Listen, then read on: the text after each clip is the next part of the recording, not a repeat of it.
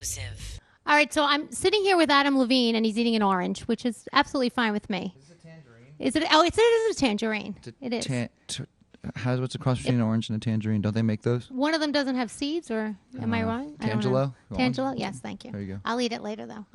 Can I sell this on eBay? Mm-mm. I'm only kidding. All right, so I'm a little nervous, and I have to admit something before we start.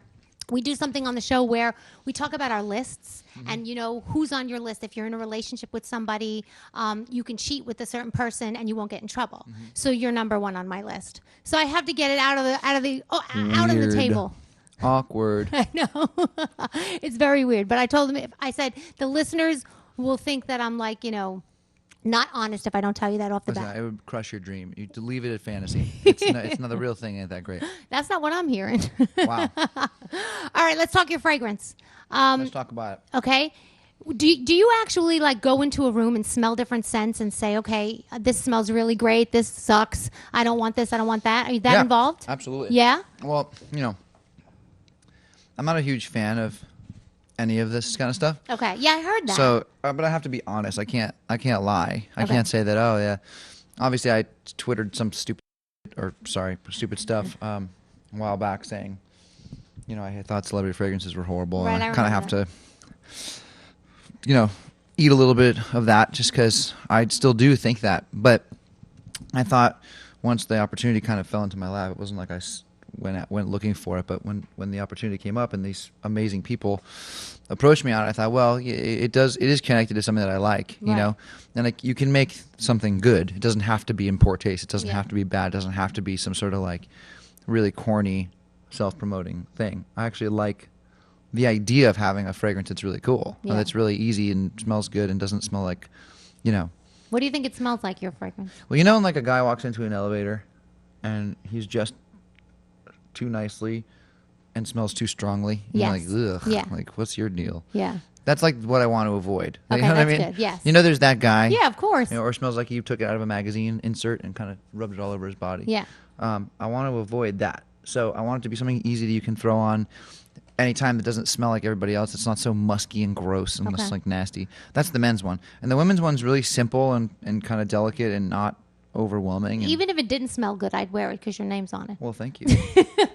Let's talk about the bottle. I think that one of your tattoos should have been the shape of the bottle. Well, I think that's a great idea, but unfortunately, it's not that. No. Is it up to you, though? Do you get a say in that type of things, like the packaging and everything? I had a lot to do with the packaging of everything. Sorry. I had a lot to do with every element of it, actually. The package, we went back and forth on the bottle. We tweaked a lot, had a lot of creative meetings about the bottle, about the scent, about everything. I smelled a million different scents 100 million times and landed on where we did. And I'm really happy because now I can fully endorse this thing. That's good. I really love being creative. Obviously, like anybody, it's a really good opportunity. Making money is not a crime. Right, I love of that. course I not. love that too. But I don't want to kind of necessarily go there unless it's something that I support. Right, of course. As long as you are someone who's involved with the creative process of something that you're going to put out into the world, and you're not just, I've said this before, you're not just hawking something to Right. make a quick buck. This very much is not that. Good. And I want everyone to understand that. That works. It's good.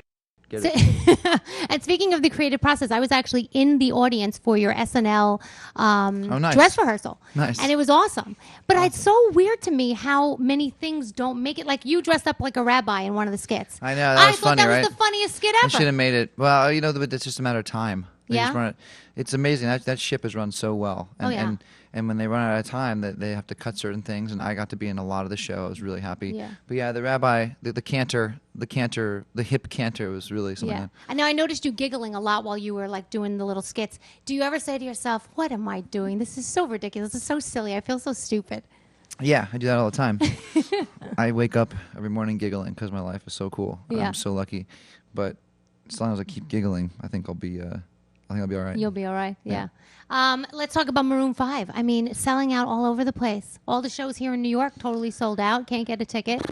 Unbelievable. Does it still give you that same feeling to know like that there are that many fans out there? Yeah, well, I mean, I was talking to the crowd last night in Detroit. We played, and I'm we built our stage. You'll see if you're there. We built our stage out into the audience, and it's very interactive. The show's kind of all this 3D experience. And what's really cool, dude, that's an awesome T-shirt, by the way. Tiffany Amber Thiessen. We all loved her. She had our hearts. That's really awesome. But yeah, like I love to be involved with the crowd. So we built the stage as such. And what's really cool is that, we've been at every level of this whole game. We've been playing empty clubs, empty theaters, filled them slowly, so on and so forth. We've never sold out an arena tour, and this is the first time we've ever done that. So, wow. I mean, we appreciate it more than most people. Usually it's this meteoric rise, and then all of a sudden you're in an arena.